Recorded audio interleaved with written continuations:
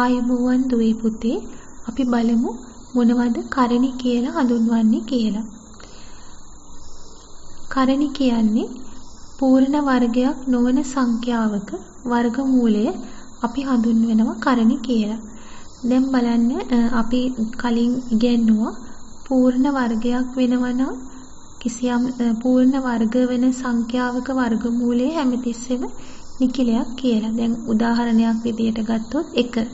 1 කියන එක්කෙනා පූර්ණ වර්ගයක්. එකේ වර්ගමූලය 1යි. එතකොට 4 කියන එක්කෙනා පූර්ණ වර්ගයක්. 4 කියන එක්කෙනාගේ වර්ගමූලය 2යි. එතකොට ඊළඟට පූර්ණ වර්ගය 9 කියන එක්කෙනා පූර්ණ වර්ගයක්. 9 වර්ගමූලය 3යි. හැබැයි අපිට වර්ගමූල 20. මෙයා පූර්ණ වර්ගයක් වෙන්නේ නැහැ. එහෙනම් ඒ වගේ සංඛ්‍යාවක වර්ගමූලය අපිට නිකිල විදියට ලියන්න බෑ. එතකොට ඒ වගේ වර්ගමූල නිකිල ලෙස පිළිතුර දක්වන්න බැරි වර්ගමූල සහිත සංඛ්‍යාවලට අපි කරණි කියලා කියනවා. එතකොට කරණි සෑම විටම අපරිමේය සංඛ්‍යාවක්. අපි බලමු උදාහරණයක්. වර්ගමූල 20 අකිල කරණිය සරලම ආකාරයෙන් දක්වන්නේ. දැන් අකිල කරණියක් කියන්නේ මේ මුළු සංඛ්‍යාවම තියෙන වර්ගමූල ලකුණ ඇතුලේ. එහෙනම් ඒ වගේ කරණි අපි අකිල කරණි කියලා කියනවා. අපි බලමු කොහොමද මේ අකිල කරණි සරලම ආකාරයෙන් එහෙම නැත්නම් කරණියක් ලෙස දක්වන්නේ කියලා. මුලින්ම මේ දීලා තියෙන වර්ගමූල සංඛ්‍යාව ලියන්න පූර්ණ වර්ගයක ගුණිතයක් විදියට. දැන් 20 කියන එකේන අපි දන්නවා 4 වරක් 5. 4 කියන්නේ පූර්ණ වර්ගයක්. පූර්ණ වර්ග අපි ඉගෙනුවානේ. 1 කියන්නේ පූර්ණ වර්ගයක්. ඊළඟ පූර්ණ වර්ගය 4. දෙකේ වර්ගය 4යිනේ. ඊළඟ පූර්ණ වර්ගය 9. තුනේ වර්ගය 9යි. ඊළඟ පූර්ණ වර්ගය 16. හතරේ වර්ගය 16යි. එහෙනම් වර්ගමූල 20 ලියා ගන්න පූර්ණ වර්ග සහිත සංඛ්‍යාවක ගුණිතයක් විදියට. මම ලියාගත්තා 20 කියන්නේ 4 වරක් 5. එහෙනම් 4 වරක් 5 වර්ගමූලය කියලා. දැන් මේ වර්ගමූල ලකුණ 4ටත් අයිති 5ටත් අයිති. එහෙනම් මට වර්ගමූල ලකුණ දෙකට කඩලා ලියන්න පුළුවන්. එකක් තමයි වර්ගමූල 4 ගුණ කිරීම වර්ගමූල 5. දැන් අපි දන්නවා වර්ගමූල 4 කියන්නේ 2යි. එහෙනම් 2 ගුණ කිරීම වර්ගමූල 5. 2 ගුණ කිරීම වර්ගමූල 5 කියන්නේ 2යි මූල 5යි. ඉතින් අපිට ලේසියෙන්ම උත්තරේ ගත්තා 2යි මූල 5යි කියලා. ඉතින් කොහොමද අකිල කරණියක් කරණියාකාරයෙන් දක්වන්නේ? ඒ දීලා තියෙන සංඛ්‍යාව ලියන්න පූර්ණ වර්ගයක් සහිත සංඛ්‍යාවක ගුණිතයක් විදියට. අපි බලමු මේකෙන් උදාහරණ කිහිපයක්. මේ තියෙන්නේ අකිල කරණි සරලම ආකාරයෙන් ලියන්න. කරණි ආකාරයෙන් ලියන්න තමයි තියෙන්නේ. අපි වර්ගමූල 20 කතා කරානේ. අපි බලමු වර්ගමූල 48. කොහොමද කරණියක් විදියට සරලම ආකාරයෙන් ලියන්නේ කියලා. එතකොට වර්ගමූල 48 ඔයාලා කඩා ගන්න පූර්ණ වර්ග සහිත සංඛ්‍යාවක ගුණිතයක් විදියට. පූර්ණ වර්ග සංඛ්‍යාවක ගුණිතයක් විදියට ගත්තොත් මට ලියන්න පුළුවන් 12 වරක් 4. ඔයාලා දන්නවා 4 කියන්නේ පූර්ණ වර්ගයක්නේ. එහෙනම් මට ලියන්න පුළුවන් මෙයා 4 ගුණ කිරීම 12 කියලා. 4 ගුණ කිරීම 12 වර්ගමූලය. මොකද වර්ගමූල 12නේ. එහෙනම් වර්ගමූල 48 කියන්නේ 4 ගුණ කිරීම 12 වර්ගමූලය. දැන් මේ වර්ගමූල ලකුණ 4ටත් අයිති 12ටත් අයිති. ඉතින් මට ඕනනම් කඩලා ලියන්න පුළුවන්. එහෙම නැත්නම් එක සැරේ මනෝමයෙන් හදන්නත් පුළුවන්. දැන් අපිට වර්ගමූල 4 කියන එක නා සුළු කළොත් අපිට එනවා උත්තරේ 2යි. එහෙනම් උත්තරේ එනවා 2යි මූල 12යි කියලා. දැන් බලන්න ආයි තියෙනවා වර්ගමූල 12. මේක තවදුරටත් සරල කරන්න පුළුවන්. වර්ගමූල 12 කියන්නේ ආයි ලියන්න පුළුවන් පූර්ණ වර්ග සහිත සංඛ්‍යාවක ගුණිතයක් විදිහට. එතකොට පූර්ණ වර්ග වෙන්නේ 1, 4, 9, 16 වගේ සංඛ්‍යා. 12 ලියන්න පුළුවන් 4 වරක් 3 කියලා. එහෙනම් මම මෙයා ආයි සුළු කරනවා. 12 ලියන්න පුළුවන් 4 වරක් 3.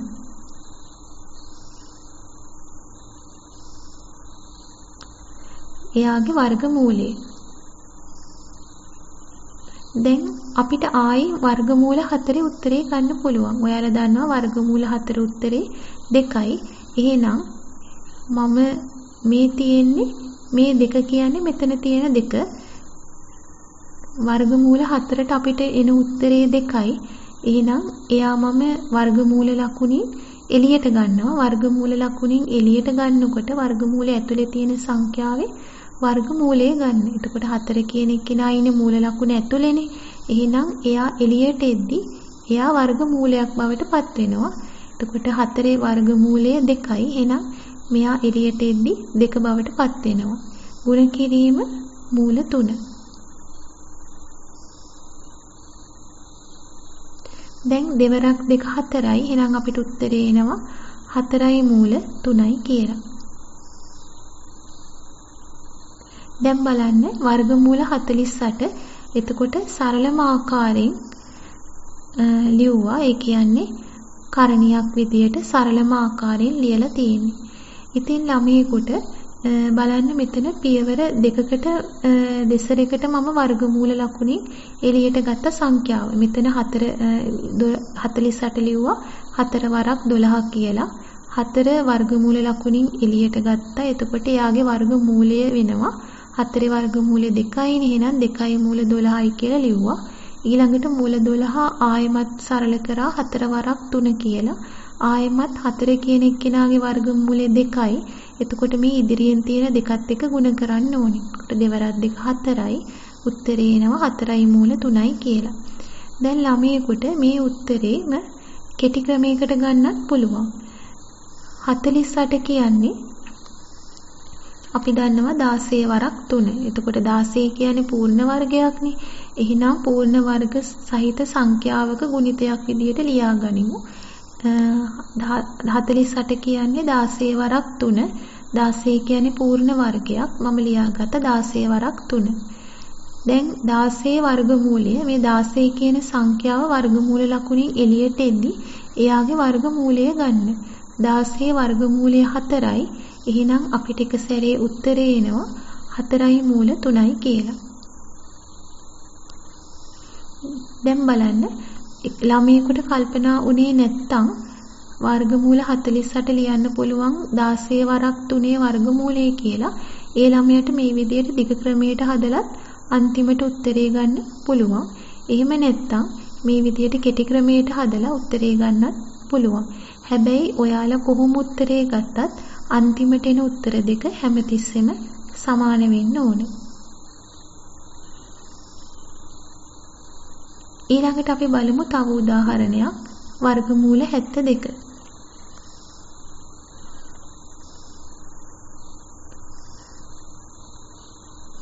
දැන් වර්ගමූල 72 කියන එකෙනත් අපි ලියා ගනිමු සාධක පූර්ණ වර්ගයක් සහිත සංඛ්‍යාවක ගුණිතයක් විදියට.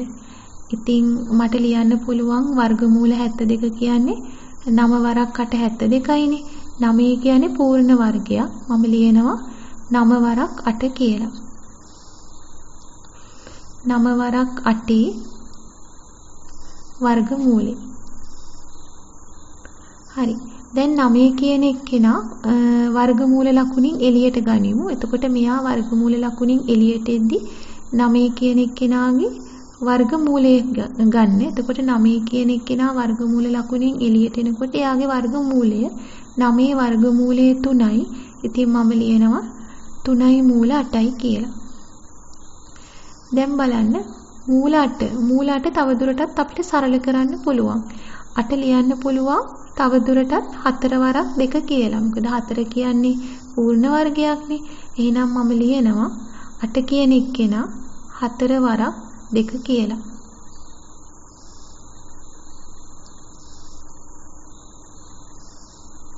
එතකොට මූල 8 කියන්නේ 4 වරක් 2 වර්ගමූලය.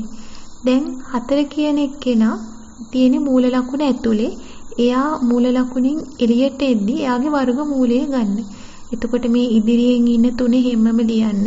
මෙතන ගණිත කර්මය ගුණ කිරීම 4 කියන එක්කෙනාගේ වර්ගමූලය 2යි. 4 කියන එක්කෙනා මූල ලකුණින් එළියට එනකොට එයාගේ වර්ගමූලය ගන්න. එහෙනම් එයාගේ වර්ගමූලය 2යි. මේ මූල දෙක ඒ විදිහටම ලියන්න. දැන් 3 වරක් 2 6යි. උත්තරේ එනවා 6යි මූල 2යි කියලා.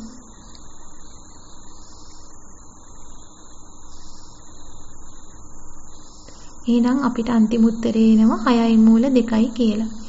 දැන් ළමයෙකුට මෙතන බලන්න අපි මූල ලකුණින් එළියට ගත්ත සංඛ්‍යාව දෙසරයක්. ඉතින් ළමයෙකුට මේක මීට වඩා කෙටි ක්‍රමයකට හදන්නත් පුළුවන් කියලා මතක් වෙන්න ඕන. වර්ගමූල 72 කියන එක්කෙනා මම කඩනවා 36 වරක් 2 කියලා. 36 ව දෙකක් නේ 72 කියන්නේ. එතකොට 36 කියන්නේ පූර්ණ වර්ගයක්. ඔයාලා දන්නවා 6 වරක් 6 36යිනේ. එහෙනම් 36 කියන්නේ පූර්ණ වර්ගයක්. මම ලිව්වා 72 කියන සංඛ්‍යාව පූර්ණ වර්ගයක් සහිත සංඛ්‍යාවක ගුණිතයක් විදියට. දැන් 36 කියන සංඛ්‍යාව මූල ලකුණ ඇතුලේ තියෙන්නේ. එයා මූල ලකුණින් එළියට එනකොට එයාගේ වර්ගමූලය ගන්න. 36 වර්ගමූලය 6යි. මම සුළු කරලා ලියනවා 6යි මූල 2යි කියලා. දැන් බලන්න අපිට අන්තිම උත්තරයට ආවේ 6යි මූල 2යි. පළවෙනි ක්‍රමයට ආවේ 6යි මූල 2යි. ඉතින් ඔයාලා ඕන ක්‍රමයකට හදන්න අන්තිමට එන උත්තරේ සමාන වෙන්න ඕන. මම මේ ක්‍රම දෙකටම හැදුවේ. නැත්තම් ළමයෙකුට හිතෙන්න පුළුවන් මේ ක්‍රමයට හැදුවොත් වැරදි කියලා. එහෙම නෑ. ක්‍රම දෙකටම හරි කොහොම හරි අන්තිමට එන උත්තරේ සමාන වෙන්න ඕනේ. ඉතින් මං හිතනවා ඔයාලට මේ ගණන් දෙක තේරුණා කියලා. අනිත් ගණන් ටිකත් ඒ විදිහට උත්සාහ කළ බලන්න කොහොමද මේ කරණි සරලම ආකාරයට අකිල කරණි සරලම ආකාරයට කරණි ලෙස දක්වන්නේ කියලා. අපි ඊළඟට බලමු 4යි මූල 5 මේ තියෙන්නේ කරණියක් සරලම ආකාරයට ලියලා එයා අකිල කරණියක් ලෙස දක්වන්නේ කොහොමද කියලා. එතකොට අකිල කරණියක් ලෙස දක්වනවා කියන්නේ ඒ මුළු සංඛ්‍යාවම වර්ගමූල ලකුණ ඇතුළට යන්න ඕන. දැන් බලන්න මේ 4 කියන සංඛ්‍යාව ඉන්නේ වර්ගමූල ලකුණින් එළියේ. එතකොට වර්ගමූල ලකුණ ඇතුළට දාද්දි 4 කියන එක්කෙනා වර්ග කරන්න. එතකොට 4 වර්ගය 16යිනේ. මට එයා ලියන්න පුළුවන් 16 වරක් 5 වර්ගමූලය කියලා. තේරුණාද? 4 කියන එක්කෙනා ඉන්නේ වර්ගමූල ලකුණින් එළියේ. එයා වර්ගමූල ලකුණ ඇතුළට දාන්න. එතකොට එයා වර්ග කරන්න. 4 වර්ගය 16යිනේ. 16 වරක් 5 වර්ගමූලය. එතකොට 16 5න් ගුණ කරන්න 80යි. එහෙනම් අපිට උත්තරේ එනවා වර්ගමූල 80යි කියලා. එතකොට කරණියක් අකිල කරණියක් ලෙස දක්වනවා කියන්නේ මුළු සංඛ්‍යාවම වර්ගමූල ලකුණ ඇතුළට දාන එක. ඉතින් බලන්න මේ මුළු සංඛ්‍යාවම වර්ගමූල ලකුණ ඇතුළේ ඉන්නේ. ඊළඟට අපි බලමු මේ තියෙන කරණි අකිල කරණියක් ලෙස දක්වන්නේ කොහොමද කියලා. හරිම සරලයි මේවා. 2යි මූල 3. දැන් 2යි මූල 3 කියන එක්කෙනා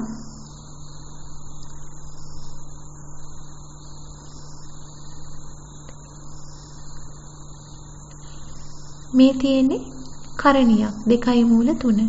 මෙයා අකිල කරණියක් බවට පත් කරන්න ඕනේ. කියන්නේ මුළු සංඛ්‍යාවම මූල ලකුණ ඇතුළට ගන්න ඕනේ. එතකොට කරන්න තියෙන්නේ මේ වර්ගමූල ලකුණින් එළියේ ඉන්න සංඛ්‍යාව ඉස්සෙල්ලා වර්ග කරන්න. එළියේ ඉන්නේ 2නේ. 2 කියන එක්කෙනා වර්ග කරන්න. 2 වර්ගය 4යි. එහෙනම් එයා දාන්න වර්ගමූල ලකුණ ඇතුළට. ඒ කියන්නේ 4 වරක් මෙතන ගණිත කර්මයේ ගුණ කිරීම වෙනවා. මේ තියෙන 3 හැමම ලියන්න. ඉතින් මට ලියන්න පුළුවන් 4 වරක් 3 වර්ගමූලය කියලා. කරපු දේ තේරුණා නේද? 2 කියන එක්කෙනා මූල ලකුණ ඇතුළට දාද්දි 2 කියන එක්කෙනා වර්ග කරන්න. 2 වර්ගය 4යි. ඒ එන උත්තරේ 3න් ගුණ කරන්න 4 වරක් 3. එතකොට අපිට උත්තරේ එනවා මූල 12යි කියලා. දැන් බලන්න අපි මේක අකිල කරණියක් බවට පත් කරා. ඊළඟට බලමු ඊළඟ එක 2යි මූල 5. එතකොට ඒකත් ඒ විදියමයි 2 මූල 5 බලන්න මූල ලකුණින් එළියේ ඉන්න සංඛ්‍යාව කවුද? මූල ලකුණින් එළියේ ඉන්නේ 2. එයා මූල ලකුණ ඇතුළට දාන්න ඕන. එහෙනම් 2 කියන සංඛ්‍යාව වර්ග කරන්න. එතකොට 2 වර්ගය 4යිනේ. එහෙනම් 4 එයා ගුණ කරන්න ඕන මෙතන තියෙන සංඛ්‍යාවෙන්. ඒ කියන්නේ 5. ඊළඟට මේ සංඛ්‍යා දෙකටම අයත් වෙන්න වර්ගමූල ලකුණ යොදන්න. 4 වරක් 5 20යි. එහෙනම් අපිට උත්තරේ එනවා වර්ගමූල 20යි කියලා. දැන් බලන්න මුළු සංඛ්‍යාවම ඉන්නේ වර්ගමූල ලකුණ ඇතුලේ. එහෙනම් අපි මේකට අකිල කරණියක් කියලා කියනවා. ඉතින් මම හිතන්නේ ඔයගලන්ට තේරෙන්නේ නැති කොහොමද අකිල කරණි බවට පත් කරන්නේ, කරණි අකිල කරණි බවට පත් කරන්නේත් කියලා. මතක තියාගන්න අකිල කරණියක් බවට පත් කරනකොට එයා කඩා ගන්න ඕන පූර්ණ වර්ග සහිත සංඛ්‍යාවක ගුණිතයක් විදියට. එතකොට වර්ගමූල 20 කියන්නේ 4 වරක් 5නේ. 4 කියන්නේ මෙතන පූර්ණ වර්ගයක්.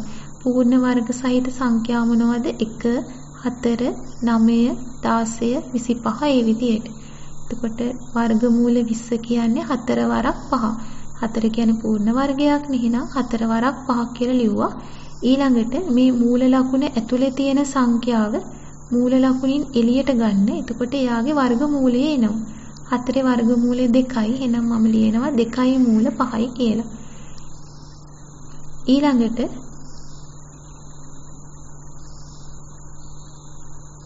කොහොමද කරණියක් අකිල කරණියක් බවට පත් කරන්නේ? කරණියට වර්ගමූල ලකුණට එළියෙන් තියෙන සංඛ්‍යාව මූල ලකුණ ඇතුළට දාන්න.